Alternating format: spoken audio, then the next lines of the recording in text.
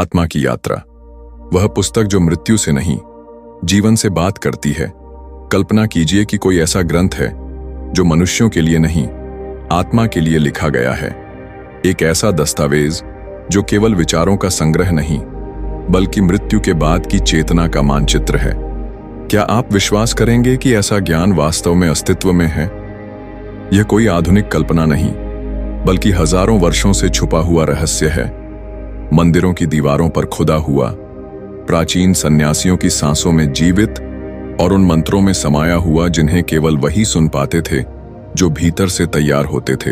हर युग, हर संस्कृति ने एक ही सवाल से जूझा है, मृत्यु के पार क्या है? क्या सब कुछ समाप्त हो जाता है या कुछ और शुरू होता है, कुछ और गहरा, अकल्पनीय? यह रहस्यमयी ग्रंथ केवल प्रश्न नहीं उठाता, यह उत्तर देता है। यह केवल सांत्वना नहीं देता, यह दिशा दिखाता है। इसका उद्देश्य है आत्मा को उस मार्ग के लिए तैयार करना जो तब शुरू होता है जब शरीर समाप्त हो जाता है। मिस्र की तपती रेतों में, फिरौन और महायाजकों की समाधियों में एक गुप्त ग्रंथ संरक्षित किया गया था, जिसे आज हम Egyptian book of the dead कहते हैं, लेकिन इसका असली नाम था प्रकाश में जागने की पुस्तक। यह किसी के लिए मृत्यु को शोकपूर्ण घटना के रूप में देखने की किताब नहीं थी, यह आत्मा की मार्गदर्शिका थी। इसमें वे रहस्य लिखे थे जो आत्मा को मृत्यु के बाद की दुनिया में सुरक्षित ले जाएं, मंत्रों, प्रतीकों और चेतना के संकेतों के माध्यम से। वहीं दूसरी ओर हिमालय की ऊंचाइयों में तिब्बती साधुओं ने एक और ग्रंथ को जन्म दिया, जिसे पश्चिमी दुनिया ने Tibetan book of the dead का नाम दिया, लेकिन उसका मूल नाम और भी सूक्ष्म था, बीच की अवस्था में सुनकर मुक्ति। यह किताब आत्मा के कानों के लिए थी, उन क्षणों में जब शरीर छूट चुका होता है लेकिन जन्म दोबारा नहीं हुआ होता। वह रहस्यमयी स्थिति जहां सब कुछ स्पष्ट भी है और भ्रमित भी। इन दोनों ग्रंथों ने अलग अलग महाद्वीपों में, अलग अलग भाषाओं में एक ही सत्य को प्रकट किया। आत्मा की यात्रा कठिन है, लेकिन यदि चेतना बनी रहे तो वह मार्ग पार किया जा सकता है।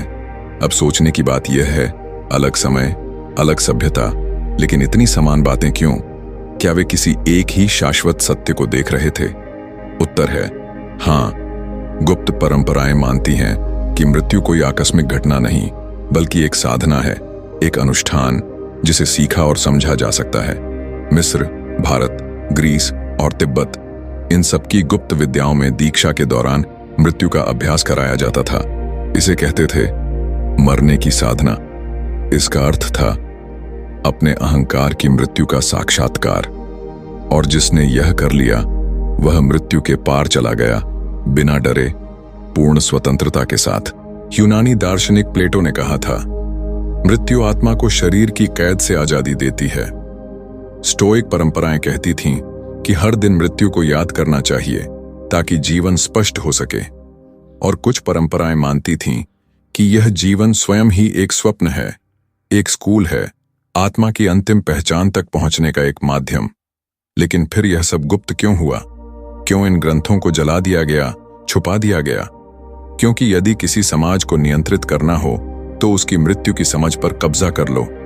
उसे सिखाओ कि मृत्यु अंत है और वह डर में जिएगा। लेकिन अगर तुम उसे सिखा दो कि मृत्यु दरवाजा है तो वह आजाद हो जाएगा। समय बीता, सभ्यताएं बदलीं, लेकिन यह रहस्य मरा नहीं, वह बस प्रतीकों में छुप गया। साधकों की आत्माओं में वह सहेजा गया। और आज भी जब सारी दुनिया मृत्यु से मुंह मोड़ लेती है, यह ज्ञान फिर से दस्तक दे रहा है, मगर नहीं सबके लिए, केवल उनके लिए जो सुनने और याद करने के लिए तैयार हैं। अब आगे की यात्रा में हम समझेंगे कि मृत्यु के क्षण में आत्मा के साथ क्या होता है, कैसे चेतना, प्रकाश, भय और मुक्ति के द्वार प्रकट होते हैं, और कैसे ये प्राचीन ग्रंथ हमें उस पल के लिए तैयार करते हैं जिसे टालना तो आसान है मगर पार करना कठिन। मृत्यु के पार की यात्रा, प्रकाश, भ्रम और मुक्ति। मृत्यु का क्षण बाहर से यह एक शांत रुकावट जैसा लगता है, लेकिन भीतर आत्मा के लिए यह एक हलचल है, एक परिवर्तन, एक गूंज जो ब्रह्मांड के गर्भ से निकलती है। यह कोई अंधकारमयी समाप्ति नहीं, बल्कि एक उजाले की दस्तक है। वह उजाला जिसे बहुतों ने कभी देखा पर पहचाना नहीं। जब आत्मा शरीर छोड़ती है तो वह पहले क्षण में एक अत्यंत तीव्र और प्रचंड प्रकाश का अनुभव करती है, इतना तेज कि चेतना चौंक जाती है। प्राचीन ग्रंथों के अनुसार यह कोई प्रतीकात्मक दृश्य नहीं है, यह है चेतना की असली प्रकृति। वही आत्मा जो वर्षों तक पहचान, नाम, शरीर और इच्छाओं के साथ बंधी रही, अब अपनी वास्तविक स्थिति के सामने खड़ी होती है। पर यह सामना आसान नहीं है। तिब्बती ग्रंथ कहते हैं, यदि आत्मा इस प्रकाश को पहचान लेती है, उसे स्वीकार कर लेती है, तो उसे उसी क्षण मुक्ति मिल सकती है। लेकिन अधिकतर आत्माएं पीछे हट जाती हैं। क्यों? क्योंकि वह प्रकाश सिर्फ दिव्यता नहीं है, वह सच भी है, और सच से डर लगता है, खासकर उस आत्मा को जो जीवन भर झूठे अहंकार, इच्छाओं, पछतावे और अनसुलझे भावों के पीछे भागती रही। यहीं से यात्रा शुरू होती है। अब आत्मा धीरे धीरे ऐसे संसार में प्रवेश करती है जो किसी भौतिक दुनिया से नहीं, बल्कि उसकी अपनी चेतना से बना होता है। यह संसार कल्पना नहीं है, यह हमारी आंतरिक वास्तविकता का प्रतिबिंब है। जो कुछ भी हमने जीवन में महसूस किया, दबाया, छुपाया या जिसे कभी समझा ही नहीं, वह सब अब सामने आता है। यह दृश्य, यह अनुभव, यह किसी स्वर्ग या नर्क के रूपक नहीं, यह आत्मा के भीतर की प्रतिकृतियां हैं। मिस्र की परंपरा में आत्मा डुआत नामक रहस्यमयी लोक में प्रवेश करती है, जहां सर्पाकार देवता, पशुमुख रक्षक और दिव्य न्यायाधीश मिलते हैं। इन सब का मकसद एक ही है, आत्मा को उसकी सच्चाई दिखाना। तिब्बती परंपरा में आत्मा पर्दों से गुजरती है, एक मध्य अवस्था जहां भय, मोह, सौंदर्य और भ्रम के दृश्य आत्मा का स्वागत करते हैं। परंतु इन सब का रहस्य यह है, ये सब बाहर नहीं, आत्मा के भीतर ही घटते हैं। भयानक देवता हमारे अपने डर हैं, दिव्य आकृतियां हमारे भीतर छिपी संभावनाएं हैं। न्याय कोई दंड नहीं है, वह केवल एक आईना है, और वह आईना पूछता है, क्या तुमने खुद को जाना? मिस्र में आत्मा का दिल एक पंख के साथ तौला जाता है, यह दिखाने के लिए कि क्या वह सत्य के साथ जी या झूठ, मोह और छल के भार में डूबी रही।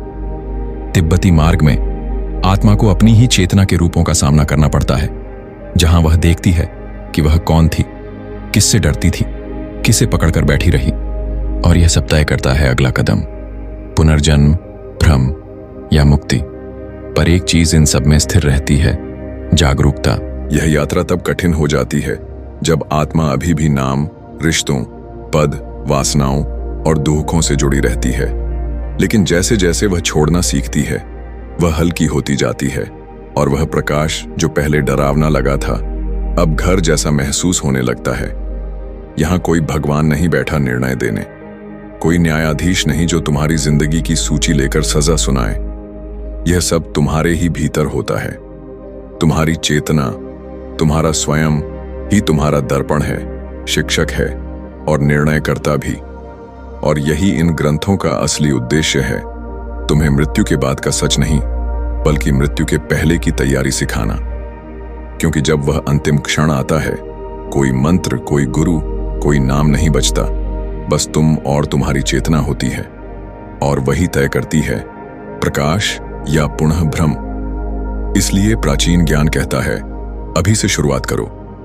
हर दिन को जागरूकता की साधना बनाओ। सांस को देखो, विचारों को बहने दो बिना पकड़ने के। रिश्तों में मोह नहीं, करुणा रखो। सपनों में जागरूक रहो ताकि मृत्यु के बाद भी जागना सीख सको। अपने डर से भागो मत, उन्हें देखो, समझो और समेटो, क्योंकि मृत्यु के समय वही डर देवता का रूप लेकर तुम्हारे सामने खड़ा होगा। और सबसे महत्वपूर्ण, उस प्रकाश को याद रखो।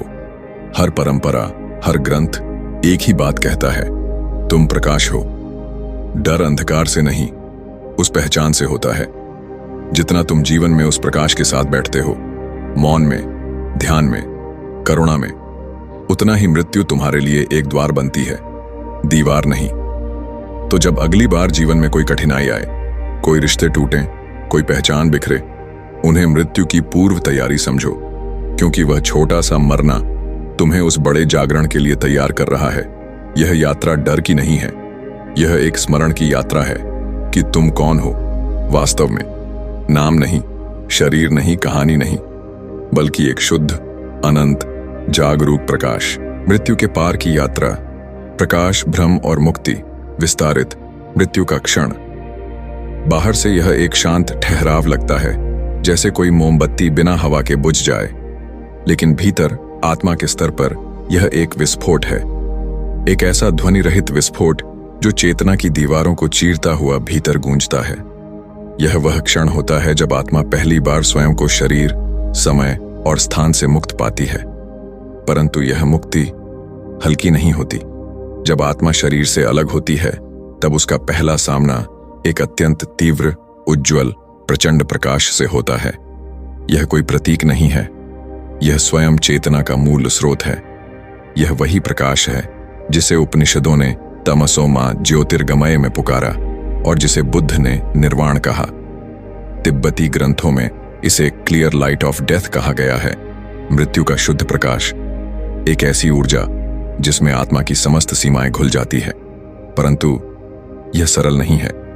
वर्षों से शरीर, नाम, रिश्ते, पद, विचार, वासनाएं, अपराध बोध, जो कुछ भी आत्मा ने अपने साथ जोड़ा, वह सब उस प्रकाश में पिघलने लगता है।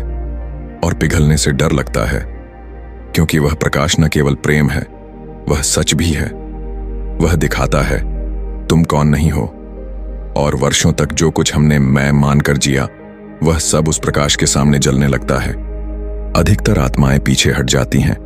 वे उस दिव्य प्रकाश से पीछे हटकर एक कम तीव्रता वाली वास्तविकता में प्रवेश कर जाती हैं, जिसे तिब्बती ग्रंथ बर्दो अवस्था कहते हैं और मिस्र की परंपरा डुआत। अंतर्मन का संसार जो भीतर था, अब बाहर है। इस अवस्था में आत्मा उस लोक में पहुंचती है जो बाहर नहीं, भीतर है। यह कोई बाह्य स्वर्ग नरक नहीं, बल्कि हमारी चेतना का स्वप्न लोक है, जहां हर दृश्य, हर अनुभव आत्मा की अपनी ही छवियां हैं। यहां सुंदर आकृतियां मिलती हैं, वे हमारी करुणा और विवेक के प्रतिबिंब हैं। वहीं विकराल रूप भी प्रकट होते हैं, वे हमारे डर, वासनाओं और अपराध बोध के रूप हैं। मिस्र में यह डुआत का संसार होता है, जहां आत्मा को सर्पाकार रक्षकों, मानव पशु देवों और देवताओं के न्यायालय का सामना करना पड़ता है। ये सब प्रतीक हैं, हमारी चेतना की गहराई में छिपे वो पहलू जिनसे हम जीवन भर भागते रहे। तिब्बती ग्रंथों में बर्दों में आत्मा को 42 शांत और 28 उग्र देवों का सामना करना होता है। ये देव कोई अलग सत्ता नहीं है, ये हमारी प्रबुद्ध संभावनाएं और अज्ञान ग्रंथियां हैं। हर देवता, हर भय, हर प्रकाश बस एक ही प्रश्न पूछते हैं, क्या तुमने स्वयं को पहचाना?